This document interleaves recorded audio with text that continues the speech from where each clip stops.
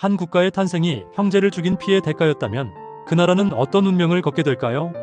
늑대의 젖을 먹고 자란 전설적인 쌍둥이 형제 로물루스와 레무스.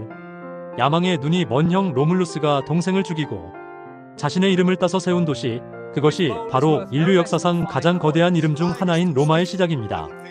오늘 우리는 찬란한 영광과 비참한 몰락이 공존했던 땅, 이탈리아와 로마의 거대한 서사시 속으로 들어갑니다.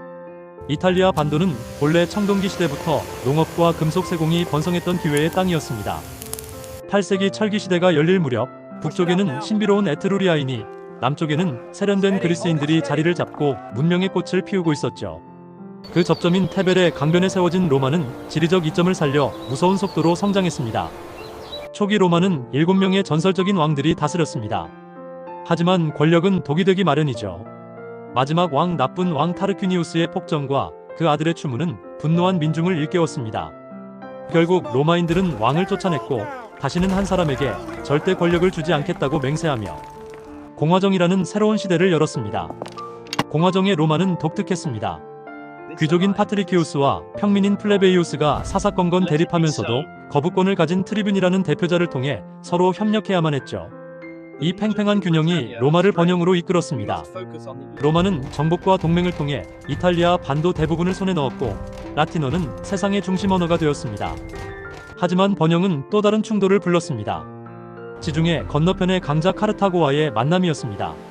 시칠리아의 작은 분쟁으로 시작된 제1차 포에니 전쟁은 로마와 카르타고를 철천지원수로 만들었습니다.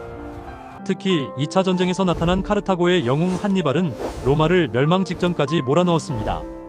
로마는 공포에 떨었지만 결코 포기하지 않았습니다. 결국 카르타고를 완전히 멸망시킨 로마는 코린토스까지 파괴하며 지중해의 명실상부한 주인이 되었습니다. 이제 로마는 단순히 도시가 아니라 세계 그 자체가 되어가고 있었습니다. 하지만 외부의 적이 사라지자 내부가 썩기 시작했습니다. 영웅을 갈망하던 로마에 가이우스 율리우스 카이사르가 등장합니다. 갈리아를 정복한 전설적인 장군 카이사르는 군대를 이끌고 루비콘 강을 건너 로마로 돌아왔습니다. 주사위는 던져졌다는 그의 말처럼 로마는 다시 내전에 휩싸였고 카이사르는 사실상 황제와 다름없는 독재자가 되었습니다. 왕정을 혐오했던 로마 원로원은 결국 그를 암살했지만 이미 쏟아진 물이었습니다. 카이사르의 사후 양아들 옥타비아누스가 승리하며 아우구스투스라는 이름을 얻었고 로마는 비로소 제국의 길을 걷게 됩니다.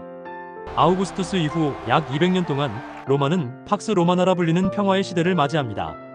콜로세움이 세워지고 시민들에게 빵과 서커스가 제공되던 영광의 나날이었죠. 하지만 이 평화의 이면에서는 기독교인들이 박해를 받고 대화제의 원흉으로 몰리는 비극도 있었습니다. 오염제로 상징되는 네르바 마이너스 안토니우스 왕조 때 로마는 절정에 달했지만 영원한 것은 없었습니다. 코모두스 황제의 암살 이후 로마는 3세기 위기라는 기나긴 터널로 진입합니다. 황제들의 주된 사망 원인이 암살이 될 정도로 정치는 혼란에 빠졌고 인플레이션과 값싼 노예 노동은 경제를 망가뜨렸습니다.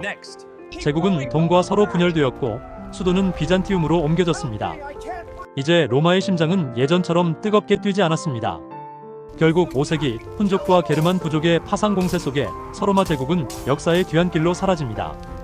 오도아케르라는 야만족 장군이 이탈리아 왕국을 세우며 로마의 자리를 대신했죠.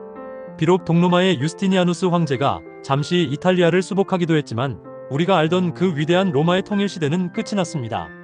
하지만 로마가 남긴 라틴 문화와 기독교 정신은 게르만 세계와 섞여 오늘날 유럽 문명의 뿌리가 되었습니다. 이제 하나의 도시로 시작해 세계를 지배하고 다시 여러 조각으로 흩어지기까지 로마의 역사는 우리에게 말해줍니다. 영원한 권력도 영원한 평화도 없지만 그들이 남긴 법과 언어 그리고 문화는 제국이 멸망한 뒤에도 영원히 살아남아 우리의 삶 속에 흐르고 있다는 사실을 말이죠. 이것으로 이탈리아 역사의 장엄한 일부를 마칩니다. 로마의 정신은 사라지지 않았습니다. 다만 또 다른 변혁의 시대를 기다리고 있을 뿐입니다.